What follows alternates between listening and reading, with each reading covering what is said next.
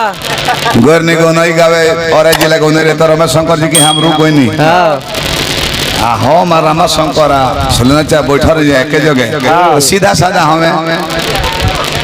एगो लड़का के कहलस झलवहिए में से कि सिलेंडर चाचा आ तो अपना गांव में सबसे धनी के बा सिंचन सीट अरे कोमा में चल गए बड़े बेचारा तो कोमर व सब चाचा बुझे सांस चलता धीरे धीरे बाकी जीवन मरण के बीच में बड़ा सिलेंडर चाचा कोमा का नाम सुन ले ना रहा तू जान ले कौन देश के नाम का भइल बहू आ तो सिंचन सेठ कोमा में चल गई तो ई कहत रे अफसोस नहीं छोड़ा ना ओकनी के का बात बतियोले बड़ा पैसा ला हमें सब कहीं चल जाए कहीं चल जाए मर्द कोमा में कोई बड़ा छोड़ा ना वो कोमा में बोमा में कहीं चल जाए पैसा वाला बड़ा सब के जाए में दिक्कत ना कोई माने कोनो बात ना चाचा जी ठीक वाली गिरिधी सीधी बजना बीता गिरिधी सीधी बजना बीता दया दर साईं आके हे गणनाया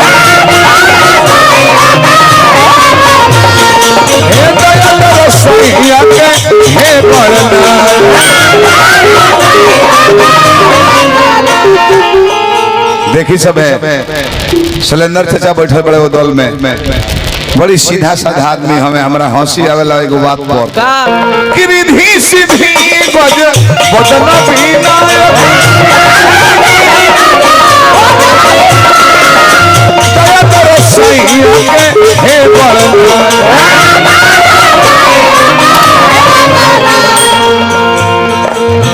रौरा के पूजले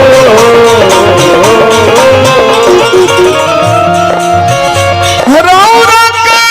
पूजले बाबा जी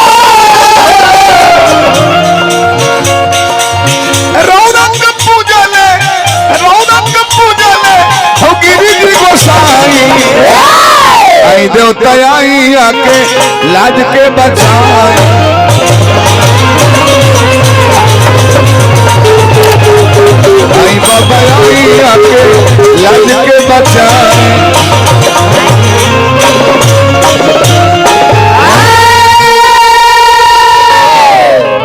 एगो हुरका लगाओ चाहे रहे दो हनुमान जी गोल लगाओ सावन महीना चलता